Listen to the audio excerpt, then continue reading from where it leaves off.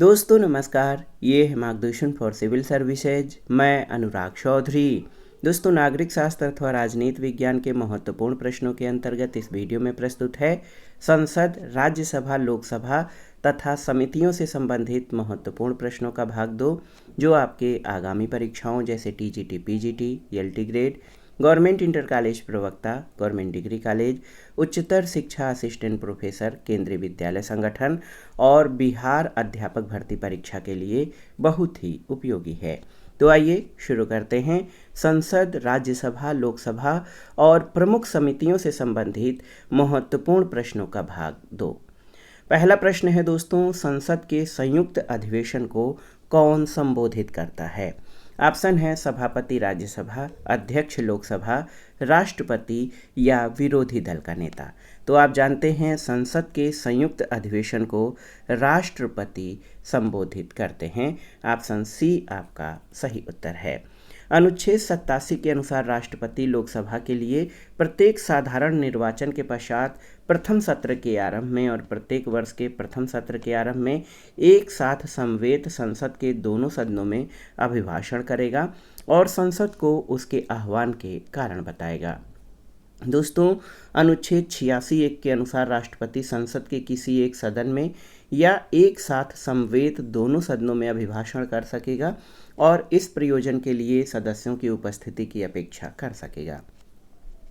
अनुच्छेद 86(2) के अनुसार राष्ट्रपति संसद को कोई संदेश भेज सकता है और ऐसे भेजे गए संदेश पर संसद शीघ्रता से विचार करेगी। अगला प्रश्न है, स्पीकर निर्णायक मत का प्रयोग कब कर सकता है? तो सही उत्तर है, जब समान मत आए तो स्पीकर निर्णायक मत का प्रयोग कर सकता है। अनुच्छेद 101 के तहत लोकसभा अध्यक्ष या स्पीकर अपने कास्टिंग वोट यानी निर्णायक मत का प्रयोग केवल तब करते हैं जब किसी विषय के संदर्भ में हुए मतदान में सत्ता पक्ष और विपक्ष दोनों के वोट बराबर होने के कारण टाई की स्थिति में हो। लेकिन अनुच्छेद 96(2) के तहत जब उसे उसके पद से हटाए जाने के प्रस्ताव पर विचार चल रहा हो तब वह प्रथमतः मत देने का हकदार है, किंतु मत बराबर रहने की दशा में मत देने का हकदार नहीं है। अगला प्रश्न है, भारतीय संविधान के अनुसार संसद की बैठक एक साल में कम से कम कितनी बार होनी चाहिए? तो सही उत्तर 2 बार। क्यों? क्योंकि अनुच्छेद 85(1) के अनुसार संसद के प्रत्येक सदन के एक सत्र की अंतिम बैठक और आगामी सत्र की प्रथम बैठक के बीच 6 माह से अधिक का समय नहीं होना चाहिए, 6 माह से अधिक का अंतर नहीं होना चाहिए। तो इस तरह संसद का एक वर्ष में कम से कम 2 बार बैठक होना अनिवार्य है।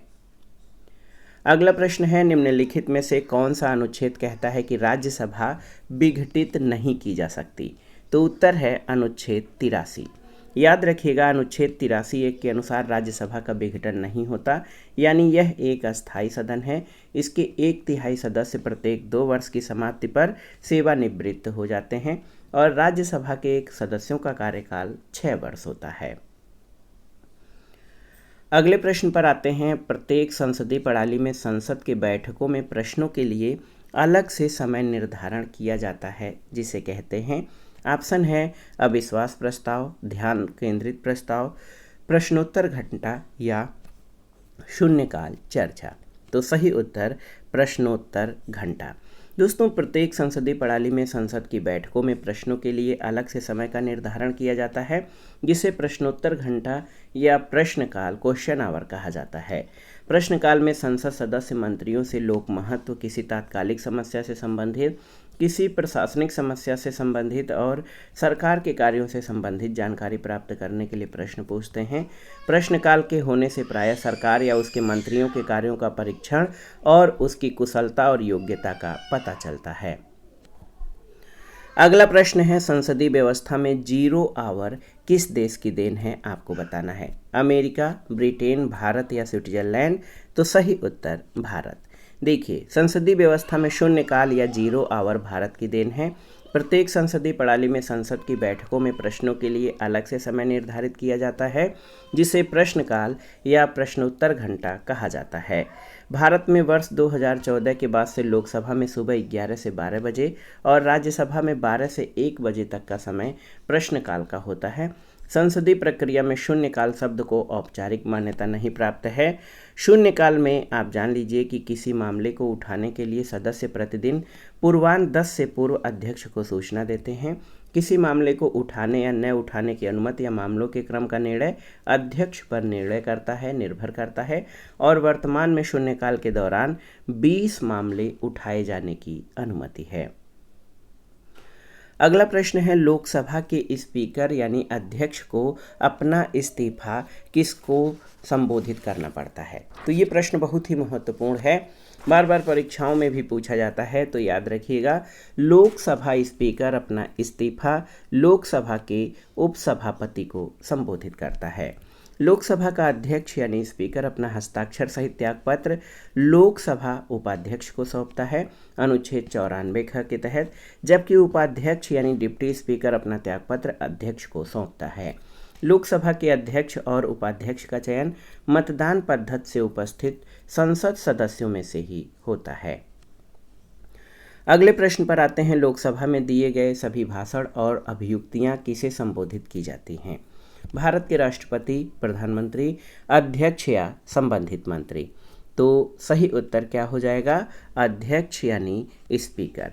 संविधान के अनुच्छेद 93 में उपबंधित है कि लोकसभा यथाशीघ्र अपने 2 सदस्यों को अपना अध्यक्ष और उपाध्यक्ष चुनेगी और जब अध्यक्ष या उपाध्यक्ष का पद रिक्त होगा तब लोकसभा किसी अन्य सदस्य को अध्यक्ष या उपाध्यक्ष चुनेगी। लोकसभा अध्यक्ष सदन की सभी बैठकों की अध्यक्षता करता है, कार्रवाइयों का संचालन करता है और सदन में शांति व्यवस्था सुनिश्चित करता है। इसलिए लोकसभा में दिए गए सभी भाषण और अभियुक्तियां अध्यक्ष को संबोधित की जाती हैं। अगला प्रश्न है, केंद्रीय मंत्रिपरिषद का उत्तरदायित्व होता है किसके प्रति? तो सही उत्तर है, केंद्रीय मंत्रिपरिषद का उत्तरदायित्व लोकसभा के प्रति होता है। भारत में संसदीय शासन प्रणाली है और इसके अनुच्छेद 75(3) के अनुसार मंत्रिपरिषद का लोकसभा के प्रति सामूहिक उत्तरदायित्व होता है। अगला प्रश्न है, यदि सदन का सत्रावसान हो गया हो तो इसे आहूत करने के लिए कौन अधिकृत है? तो आप जानते हैं, राष्ट्रपति।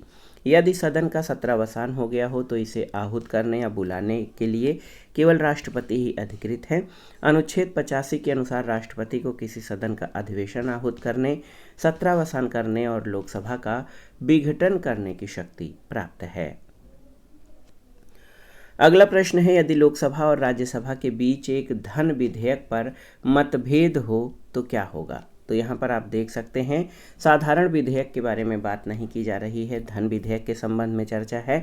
तो यदि लोकसभा और राज्यसभा के बीच धन विधेयक पर मतभेद हो तो राज्यसभा अपनी सिफारिशें भेज सकती है जिसे लोकसभा स्वीकार या अस्वीकार कर सकती है। यानी राज्यसभा की सिफारिशों को मानने की बाध्यता लोकसभा पर नहीं है। राज्यसभा किसी धन विधेयक को न तो रद्द कर सकती है, न ही उसे ऐसे विधेयक में संशोधन की शक्ति प्राप्त है। राज्यसभा के लिए विधेयक की प्राप्ति की तिथि से 14 दिन की अवधि के भीतर ऐसे विधेयक को अपनी सिफारिशों सहित या सिफारिशों रहित लोकसभा को लौटाना अनिवार्य है। तत्पश्चात लोकसभा या तो राज्यसभा की किसी एक या सभी सिफारिशों को स्वीकार कर सकती है या रद्द कर सकती है, लेकिन किसी धन विधेयक पर राज्यसभा का अनुमोदन व्यवहार में मात्र एक औपचारिकता है।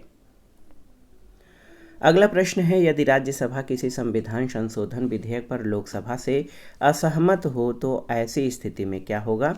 तो उत्तर है, संशोधन विधेयक पारित नहीं माना जाएगा। दोस्तों, संविधान संशोधन विधेयक संसद के दोनों सदनों द्वारा अलग अलग विशेष बहुमत से स्वीकृत किया जाना आवश्यक है। दोनों सदनों में असहमत की स्थिति में विधेयक अंतिम रूप से समाप्त हो जाएगा क्योंकि संविधान संशोधन के प्रस्ताव पर विचार करने के लिए संसद के दोनों सदनों की संयुक्त बैठक में संविधान की संयुक्त बैठक की कोई व्यवस्था नहीं है। अगला प्रश्न है, भारतीय संसदीय शासन प्रणाली में मंत्रिमंडल किसके प्रति उत्तरदायी होता है? आपको बताना है। तो सही उत्तर क्या हो जाएगा? लोकसभा के प्रति। मंत्रिमंडल या कैबिनेट मंत्रिपरिषद यानी काउंसिल ऑफ मिनिस्टर्स की एक छोटी इकाई होती है। हमारे संविधान में मंत्रिमंडल शब्द का उल्लेख केवल अनुच्छेद 352(3) में किया गया है। ब्रिटेन की परंपरा के अनुसार हमारे यहाँ मंत्रिमंडल का अस्तित्व चला आ रहा है। ये हमारी संवैधानिक प्रणाली का एक आवश्यक अंग बन गया है। मंत्रिमंडल नीति निर्धारण करने वाली सर्वोच्च संस्था है। चूंकि संसदीय प्रणाली सामूहिक उत्तरदायित्व के आधार पर कार्य करती है, इसलिए अनुच्छेद 75(3) के अंतर्गत ये उत्तरदायित्व लोकसभा के निम्न सदन के प्रति होता है। कुछ अन्य महत्वपूर्ण तथ्यों को देख लीजिए कि अनुच्छेद 75(3) के अनुसार मंत्रिपरिषद लोकसभा के प्रति सामूहिक रूप से उत्तरदायी होगी। इसी कारण कोई ऐसा ही व्यक्ति प्रधानमंत्री नियुक्त किया जाता है जिसे लोकसभा के बहुमत का विश्वास प्राप्त हो। राष्ट्रपति मात्र उसी व्यक्ति को प्रधानमंत्री नियुक्त कर सकता है जो या तो लोकसभा में बहुमत दल का नेता हो या जो लोकसभा के बहुमत दल का विश्वास प्राप्त करने की स्थिति में हो। अगला प्रश्न है, भारतीय राज्यसभा की वर्तमान सदस्य संख्या कितनी है, आपको बताना है। तो उत्तर है 245 यानी 245। संविधान के अनुच्छेद 80 में राज्यसभा की संरचना का उल्लेख किया गया है। इसमें उल्लिखित है कि राज्यों और संघ राज्य क्षेत्रों के 238 से अनधिक प्रतिनिधियों और राष्ट्रपति द्वारा नाम निर्देशित किए जाने वाले 12 सदस्यों से मिलकर राज्यसभा बनेगी। वर्तमान में राज्यसभा में कुल 245 सदस्य हैं, जिसमें 225 सदस्य राज्य विधानसभाओं के सदस्यों द्वारा 8 संघीय क्षेत्रों, 3 दिल्ली से, 1 पुडुचेरी और 4 जम्मू कश्मीर से एकल संक्रमणी मत पद्धति से निर्वाचित होते हैं, जबकि 12 सदस्य राष्ट्रपति द्वारा मनोनीत किए जाते हैं। अगला प्रश्न है, कितने वर्ष की आयु में कोई भारतीय नागरिक भारत का प्रधानमंत्री बन सकता है? 18 वर्ष, 21 वर्ष, 25 वर्ष या 35 वर्ष? तो सही उत्तर हो जाएगा 25 वर्ष। कैसे? तो संविधान के अनुच्छेद 75(1) के अनुसार राष्ट्रपति प्रधानमंत्री की नियुक्ति करेगा। प्रधानमंत्री का संसद सदस्य लोकसभा या राज्यसभा होना अनिवार्य है अथवा 6 माह के भीतर उसे संसद का सदस्य होना होगा। इसके लिए संसद सदस्य होने के लिए न्यूनतम योग्यता न्यूनतम आयु जो है वो 25 वर्ष है। तो 25 वर्ष की आयु प्राप्त कोई भारतीय नागरिक भारत का प्रधानमंत्री बन सकता है। अगला प्रश्न है, इनमें से कौन सा सही है? देखिए, कैबिनेट या मंत्रिमंडल शब्द भारतीय संविधान में उल्लिखित नहीं है। मंत्रिमंडल शब्द भारतीय संविधान की केवल अनुच्छेद 14 में उल्लिखित है। मंत्रिमंडल शब्द भारतीय संविधान की 9वीं अनुसूची में उल्लिखित है और मंत्रिमंडल शब्द भारतीय संविधान के अनुच्छेद 352 में उल्लिखित है। तो केवल ऑप्शन डी आपका सही हो जाएगा कि मंत्रिमंडल या कैबिनेट शब्द भारतीय संविधान के अनुच्छेद 352 में उल्लिखित है। दोस्तों, भारत के संविधान में केवल एक बार अनुच्छेद 352(3) में मंत्रिमंडल शब्द का उल्लेख किया गया है और इसमें कहा गया है कि राष्ट्रपति आपात की उद्घोषणा या उसमें कोई संशोधन मंत्रिमंडल की लिखित सिफारिश पर ही करेगा, अन्यथा नहीं। अगला प्रश्न है, निम्नलिखित में से कौन सा वक्तव्य भारतीय प्रधानमंत्री की अपने कैबिनेट की संरचना के संदर्भ में सही है, आपको बताना है। तो सही उत्तर है, उसको अपने स्व विवेक द्वारा ऐसे लोगों का चयन करने की पूर्ण स्वतंत्रता होती है जो उसके मंत्रिपरिषद में मंत्रियों के रूप में सेवा करेंगे। तो याद रखिएगा दोस्तों, संविधान के अनुच्छेद 75(1) के तहत राष्ट्रपति प्रधानमंत्री की नियुक्ति करते हैं और उसकी सलाह पर अन्य मंत्रियों की नियुक्ति करते हैं। भारतीय प्रधानमंत्री को अपने कैबिनेट की संरचना के संदर्भ में पूर्ण स्वतंत्रता प्राप्त है। वो स्व विवेक से ऐसे लोगों का चयन करता है जो उसके मंत्रिपरिषद में मंत्री के रूप में कार्य करेंगे। चूंकि मंत्रिपरिषद सामूहिक रूप से लोकसभा के प्रति उत्तरदायी होती है, इसलिए प्रधानमंत्री को अपनी मंत्रिपरिषद के चयन में पूर्ण स्वतंत्रता दी गई है। अगला प्रश्न है, संसद के अधिवेशन के दौरान संसद सदस्यों को किन मुकदमों में बंदीकरण से उन्मुक्ति प्राप्त है, आपको बताना है। दीवानी, फौजदारी, राष्ट्र विरोधी या उपर्युक्त सभी? तो सही उत्तर दीवानी मुकदमे।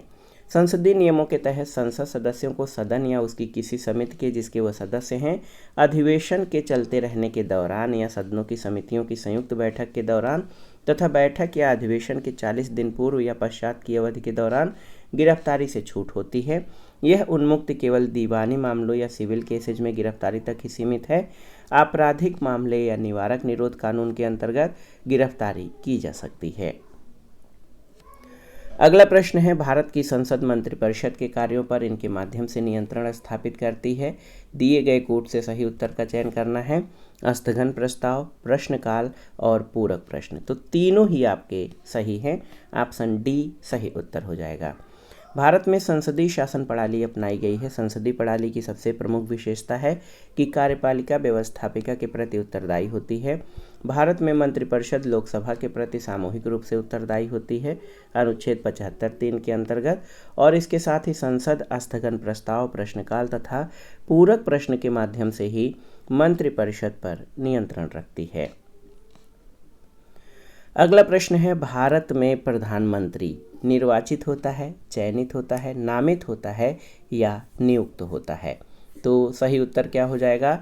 भारत में प्रधानमंत्री नियुक्त होता है। याद रखिएगा, भारत में प्रधानमंत्री की नियुक्ति होती है। ये बहुत ही महत्वपूर्ण है दोस्तों। संविधान के अनुच्छेद 75(1) में स्पष्ट उल्लेख है, प्रधानमंत्री की नियुक्ति या अपॉइंटमेंट राष्ट्रपति करेगा और अन्य मंत्रियों की नियुक्ति राष्ट्रपति प्रधानमंत्री की सलाह पर करेगा।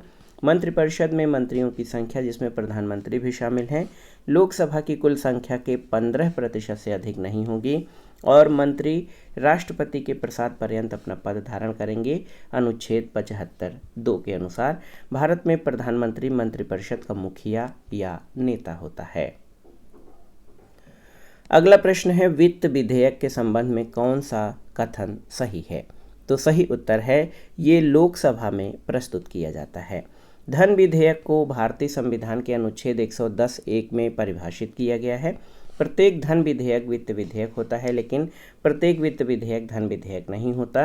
वित्त और धन विधेयक दोनों को लोकसभा में ही पेश किया जाता है, जिसके लिए राष्ट्रपति की पूर्व अनुमति आवश्यक है। राष्ट्रपति वित्त विधेयक को पुनर्विचार के लिए सदनों को वापस लौटा सकता है। अगला प्रश्न है, जब वार्षिक केंद्रीय बजट लोकसभा के द्वारा पारित नहीं होता तो क्या होता है? तो सही उत्तर है, प्रधानमंत्री अपनी मंत्रिपरिषद का त्यागपत्र प्रस्तुत करता है।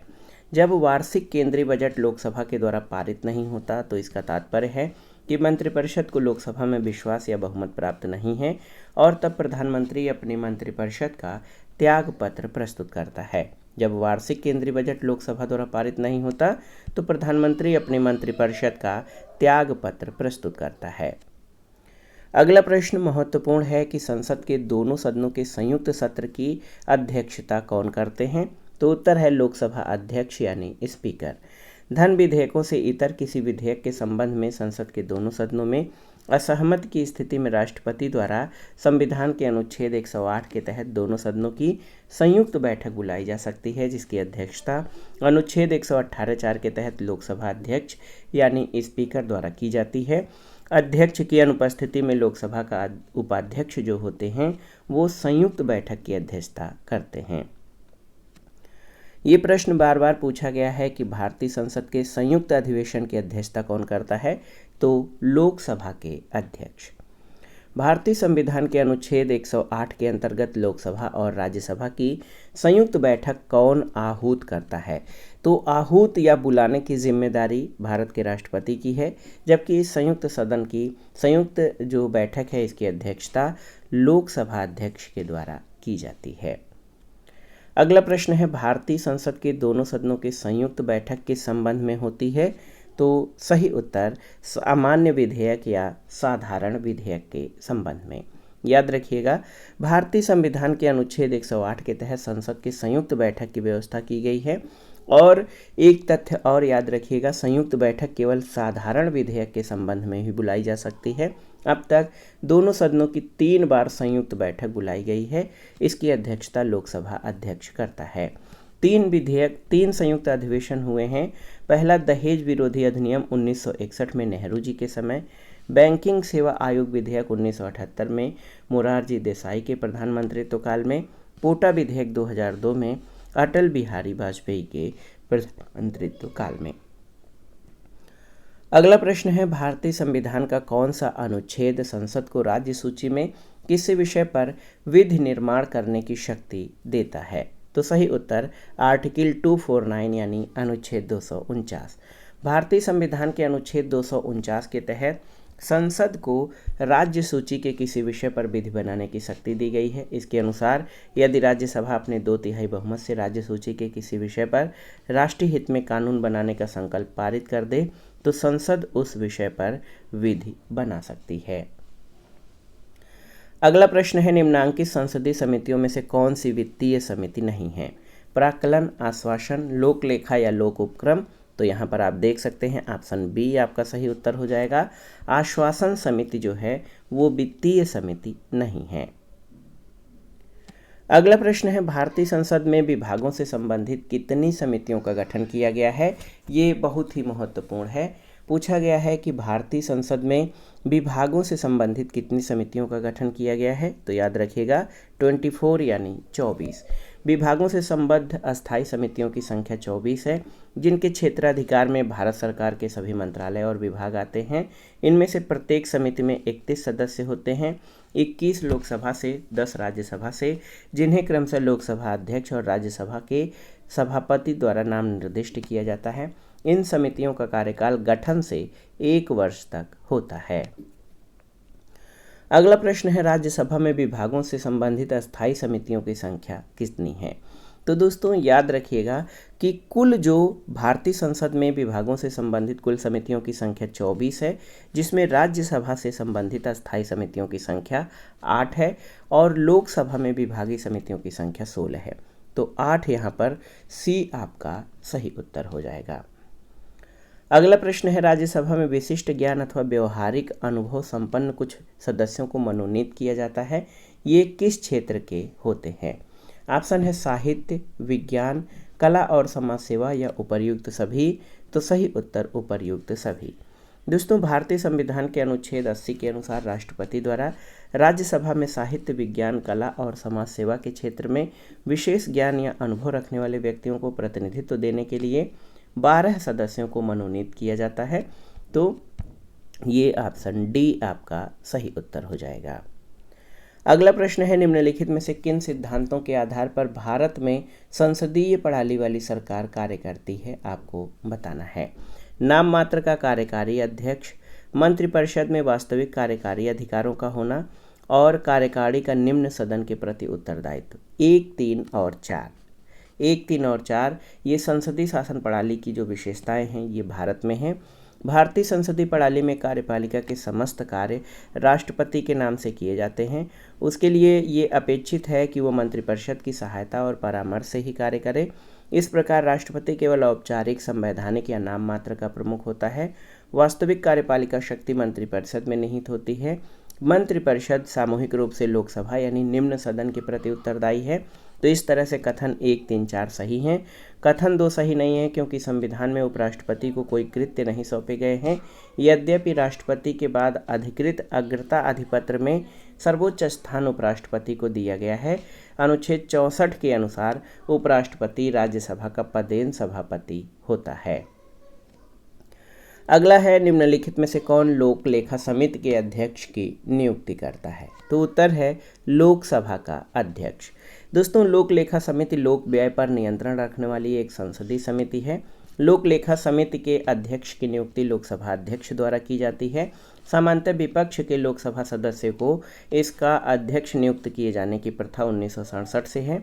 लोक लेखा समिति द्वारा जो है अपनी रिपोर्ट लोकसभा के अध्यक्ष को प्रस्तुत की जाती है। अगला प्रश्न है, भारतीय संसद की समितियों में सबसे महत्वपूर्ण कौन सी है? लोक लेखा समिति, प्राक्कलन समिति, सार्वजनिक उपक्रम की समिति या अधीनस्थ विधायन समिति? तो सही उत्तर लोक लेखा समिति। दोस्तों, भारतीय संसद की समितियों में पब्लिक अकाउंट कमेटी PAC या लोक लेखा समिति सबसे महत्वपूर्ण है। इसका उद्देश्य लोक व्यय के दुरुपयोग और अनियमितताओं को सदन के समक्ष उजागर करना होता है।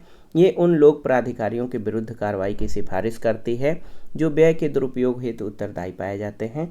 समिति नियंत्रक और महालेखा परीक्षक की रिपोर्ट को आधार मानकर लोक व्ययों का प्रतिपरीक्षण करती है। सामान्यतः विपक्ष के लोकसभा अध्यक्ष को इसका अध्यक्ष नियुक्त किए जाने की प्रथा 1967 से है। लोक लेखा समिति अपनी रिपोर्ट लोकसभा स्पीकर को प्रस्तुत करती है।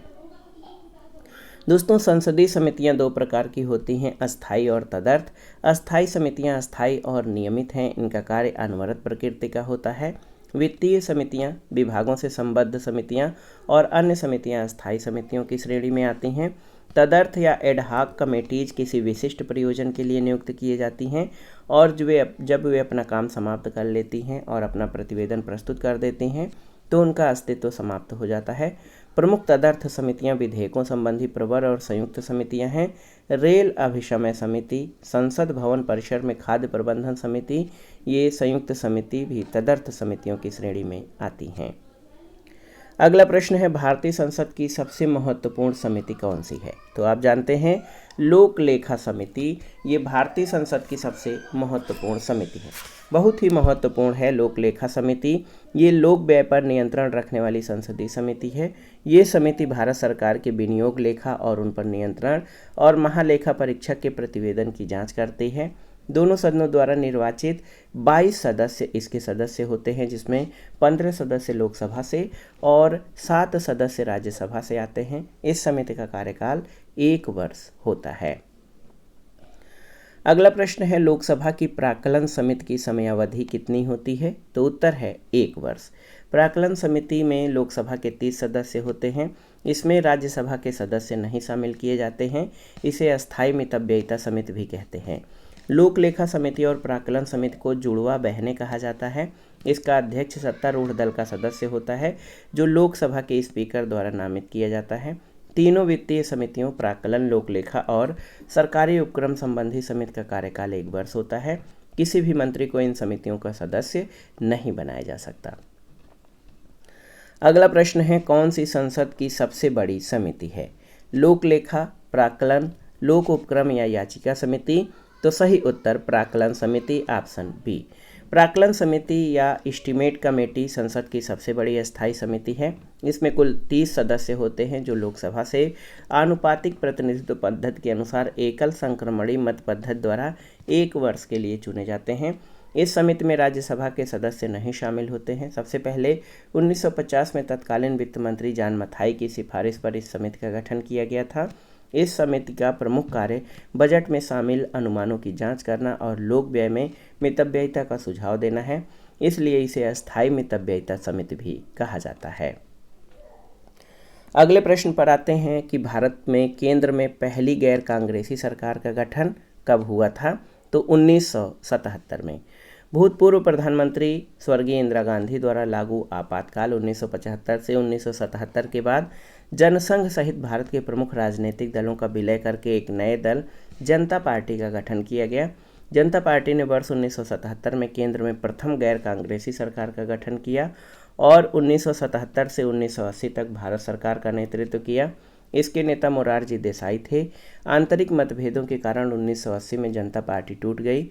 लोकसभा चुनाव 2014 के पूर्व डॉक्टर सुब्रमण्यम स्वामी ने जनता पार्टी का विलय भारतीय जनता पार्टी में कर दिया। अगला प्रश्न है, कोई विधेयक वित्त विधेयक है या नहीं, इसका निर्णय कौन करता है?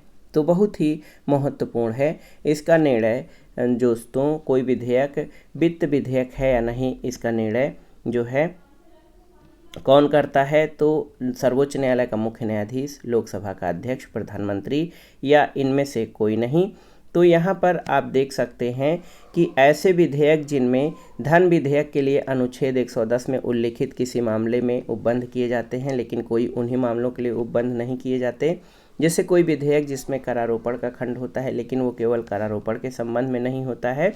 और देखिए, ऐसे विधेयक जिनमें संचित निधि से व्यय संबंधी उपबंध हो, कोई विधेयक धन विधेयक है या नहीं, इसका भी निश्चय संविधान के अनुच्छेद 110(3) के अनुसार लोकसभा अध्यक्ष द्वारा किया जाता है।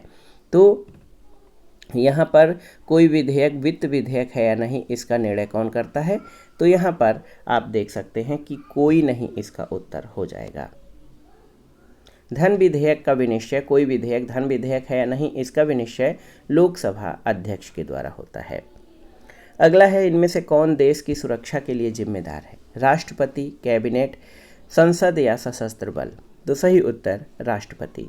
हमारे देश की सुरक्षा के लिए राष्ट्रपति औपचारिक रूप से जिम्मेदार होता है। संविधान के अनुसार समस्त कार्यपालिका शक्तियां राष्ट्रपति में निहित हैं। अनुच्छेद 53 में ऐसा वर्णित है। इसके अलावा आप जान लीजिए कि राष्ट्रपति भारत के सैन्य बलों का सर्वोच्च कमांडर होता है। इस क्षमता में वो थल सेना, जल सेना और वायुसेना के प्रमुखों की नियुक्ति करता है। वो युद्ध तथा इसकी समाप्ति की घोषणा करता है। अगला प्रश्न है, भारत में प्रथम गैर कांग्रेसी सरकार का प्रधानमंत्री कौन था? तो सही उत्तर मोरारजी देसाई, ऑप्शन सी। दोस्तों याद रख लीजिए कि मोरारजी देसाई भारत के स्वाधीनता सेनानी और छठे प्रधानमंत्री 1977 से 1979 थे। वो प्रथम प्रधानमंत्री थे जो भारतीय राष्ट्रीय कांग्रेस के बजाय अन्य दल यानी जनता पार्टी के थे। मोरारजी देसाई ऐसे व्यक्ति हैं जिन्हें भारत के सर्वोच्च सम्मान भारत रत्न और पाकिस्तान के सर्वोच्च सम्मान निशान ए पाकिस्तान से सम्मानित किया गया। चौधरी चरण सिंह 28 जुलाई 1979 से 14 जनवरी 1980 तक भारत के प्रधानमंत्री रहे। उनके पूरे कार्यकाल के दौरान लोकसभा की बैठक नहीं हुई। वीपी सिंह भारत के 10वें प्रधानमंत्री 2 दिसंबर 1989 से 10 नवंबर 1990 थे। चंद्रशेखर भारत के 11वें प्रधानमंत्री 10 नवंबर 1990 से 21 जून 1991 तक थे। अगला प्रश्न है, भारत के प्रथम उप प्रधानमंत्री कौन थे? तो सही उत्तर है सरदार पटेल। दोस्तों भारत के प्रथम उप प्रधानमंत्री सरदार वल्लभ भाई पटेल थे। इसके अलावा देखिए सरदार पटेल, मोरारजी देसाई, चौधरी चरण सिंह, जगजीवन राम, यशवंत राव चौहान, चौधरी देवीलाल और लाल कृष्ण आडवाणी जो कि उप प्रधानमंत्री रहे हैं। उप प्रधानमंत्री पद का संविधान में कोई प्रावधान नहीं है। अगला प्रश्न है, अधिकतम कितने दिनों के अंदर राज्यसभा एक निश्चित विधेयक को अस्वीकृत या स्वीकृत होने के पश्चात लोकसभा को वापस कर सकती है? तो ये अवधि 14 दिन की है। दोस्तों यदि प्रश्न में एक निश्चित विधेयक के स्थान पर धन विधेयक जोड़ दिया जाए तो इसका उत्तर स्पष्ट हो जाएगा। संविधान के अनुच्छेद 109 में धन विधेयक के संबंध में विशेष प्रक्रिया का उल्लेख है। अनुच्छेद 109(1) के अनुसार धन विधेयक राज्यसभा में पूरा स्थापित नहीं किया जा सकता। अनुच्छेद 109(2) के अनुसार धन विधेयक लोकसभा द्वारा पारित किए जाने के बाद राज्यसभा को उसकी सिफारिशों के लिए भेजा जाता है, जिसे राज्यसभा अधिकतम 14 दिनों तक ही रोक सकती है। दोस्तों विधि का निर्माण करना संसद का प्रमुख कृत्य है। सभी विधायी प्रस्ताव विधेयकों के रूप में संसद में पेश किए जाते हैं। ऐसे सभी विधेयक जो संविधान संशोधन या धन विधेयक नहीं होते हैं, किसी एक सदन में पास होने के बाद उसे सहमति के लिए दूसरे सदन में भेजा जाता है। दूसरा सदन उस विधेयक को या तो पूर्णतया अस्वीकार कर सकता है या संशोधनों के साथ पास कर सकता है, या ये भी हो सकता है कि वो सदन विधेयक पर कोई कार्रवाई न करे, यानी उसे सभा पटल पर ही पड़ा रहने दे।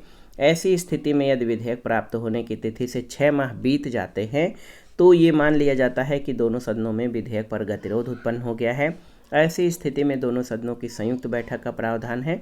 संविधान के अधीन राष्ट्रपति को ये शक्ति प्राप्त है कि वो उस विधेयक पर विचार करने और मतदान कराने के प्रयोजन से दोनों सदनों की संयुक्त बैठक के लिए आमंत्रित करे।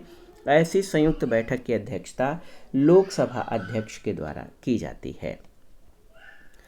अगला प्रश्न है, कौन सा विधेयक भारतीय संसद के दोनों सदनों के विशेष बहुमत द्वारा अलग अलग पारित किया जाना चाहिए? ऑप्शन है संविधान संशोधन विधेयक, सामान्य विधेयक, धन विधेयक या वित्त विधेयक। तो सही उत्तर संविधान संशोधन विधेयक।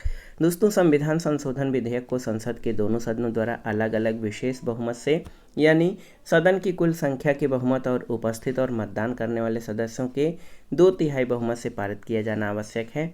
संविधान के भाग 20 में अनुच्छेद 368 के तहत संविधान संशोधन की प्रक्रिया है। संविधान संशोधन विधेयक संसद के दोनों सदनों में से किसी भी सदन में प्रस्तुत किया जा सकता है। अगला प्रश्न है, वर्तमान में लोकसभा बैठक के लिए गणपूर्ति या कोरम क्या है, आपको बताना है। तो सही उत्तर 55 सदस्य, ऑप्शन बी। दोस्तों आप जान लीजिए अनुच्छेद 100 सबसेक्शन 3 के अनुसार किसी सदन की गणपूर्ति के लिए कम से कम 1/10 सदस्य उपस्थित हो। वर्तमान में लोकसभा की बैठक की गणपूर्ति के लिए 55 सदस्य आवश्यक हैं। अगला प्रश्न है, भारतीय लोकसभा की अधिकतम संख्या हो सकती है कितनी? तो सही उत्तर 552। संविधान में अनुच्छेद 81 में लोकसभा की संरचना उल्लिखित है। भारतीय लोकसभा की अधिकतम सदस्य संख्या 552 हो सकती है। इनमें राज्यों के प्रादेशिक निर्वाचन क्षेत्रों से प्रत्यक्ष निर्वाचन द्वारा चुने गए अधिकतम 530 सदस्य, संघ राज्य क्षेत्रों के 20 प्रतिनिधि और 2 से अनधिक नाम निर्देशित एंग्लो इंडियन हो सकते हैं। लेकिन दोस्तों लोकसभा में जो राष्ट्रपति द्वारा 2 एंग्लो इंडियन सदस्यों को मनोनीत किए जाने संबंधी प्रस्ताव था, ये 25 जनवरी 2020 से समाप्त हो गया है। तो यहाँ पर आप देख सकते हैं जब 530 और 20 तो ये संख्या 550 हो जाएगी। अगला प्रश्न है उत्तराखंड में कितने सांसद लोकसभा के लिए निर्वाचित होते हैं? तो सही उत्तर 5 है। उत्तराखंड से लोकसभा के 5 और राज्यसभा के 3 सांसद चुने जाते हैं। उत्तराखंड में एक सदनी विधानमंडल है, यानी वहाँ केवल विधानसभा है, विधान परिषद नहीं है। उत्तराखंड विधानसभा सदस्यों की कुल संख्या 70 यानी 70 है। अगला प्रश्न है लोक लेखा समिति अपना प्रतिवेदन सौंपती है किसे? तो सही उत्तर लोकसभा को। लोक लेखा समिति अपना प्रतिवेदन लोकसभा के स्पीकर यानी अध्यक्ष को प्रस्तुत करती है। ये वित्तीय समिति है। लोकसभा और राज्यसभा के सदस्य इसमें शामिल होते हैं। अगला प्रश्न है किसने 1951 में नेहरू मंत्रिमंडल से हिंदू कोड बिल को लेकर त्यागपत्र दिया था? तो उत्तर है doctor B.R. Ambedkar. Doctor B.R. Ambedkar ने 1951 में पंडित जवाहरलाल नेहरू मंत्रिमंडल से हिंदू कोड बिल पर मतभेद को लेकर त्यागपत्र दे दिया था। मंत्रिपरिषद के सामूहिक उत्तरदायित्व के सिद्धांत के अनुसार मंत्रिमंडल के सभी निर्णय उसके सदस्यों को मानना आवश्यक है। जो सदस्य मंत्रिमंडल के निर्णय से सहमत नहीं होता है, उसे त्यागपत्र देना पड़ता है। अगला प्रश्न और इस वीडियो का आखिरी प्रश्न है कि लोकसभा में किसी विधेयक पर आम बहस किस स्तर पर होती है, आपको बताना है। विधेयक की प्रस्तुति के समय, द्वितीय वाचन के समय, तृतीय वाचन के समय या प्रतिवेदन के समय? तो सही उत्तर है द्वितीय वाचन के समय। दोस्तों, विधेयक को पुनर्स्थापित करने का जो प्रक्रम है उसका प्रथम वाचन होता है। द्वितीय वाचन में विधेयक पर विचार विमर्श होता है और सभा के सदस्य उसी स्तर पर आम बहस करते हैं। द्वितीय वाचन में ही जो है सभा विधेयक को प्रवर समिति या दोनों सभाओं की संयुक्त प्रवर समिति को सौंप दी जाती है। द्वितीय वाचन में ही विधेयक पर जो है खंडशः या पार्टली विचार किया जाता है और प्रभारी सदस्य का ये प्रस्ताव कि विधेयक या यथा संशोधित विधेयक पारित किया जाए, विधेयक का तृतीय वाचन कहलाता है। तो लोकसभा में किसी विधेयक पर आम बहस द्वितीय वाचन के स्तर पर होता है। ऑप्शन बी आपका सही उत्तर है। तो दोस्तों, ये था आज का वीडियो। नागरिक शास्त्र और राजनीति विज्ञान से आयोजित की जाने वाली विभिन्न परीक्षाओं के लिए महत्वपूर्ण टॉपिक संसद, राज्यसभा, लोकसभा और प्रमुख संसदीय समितियों से संबंधित महत्वपूर्ण प्रश्नों का रिवीजन। ये प्रश्न आपके अध्यापक भर्ती परीक्षाओं के साथ विभिन्न राज्य लोक सेवा आयोगों द्वारा आयोजित किए जाने वाले सामान्य ज्ञान और सामान्य अध्ययन के भारतीय राज्य व्यवस्था खंड के लिए भी बहुत ही उपयोगी हैं। आप इन प्रश्नों को तैयार कर लीजिए। वीडियो आपको कैसा लगा हमें कमेंट बॉक्स में ज़रूर बताइएगा। वीडियो को लाइक करें, शेयर करें और इस चैनल मार्गदर्शन फॉर सिविल सर्विसेज को सब्सक्राइब करें। वीडियो देखने के लिए धन्यवाद दोस्तों। नमस्कार।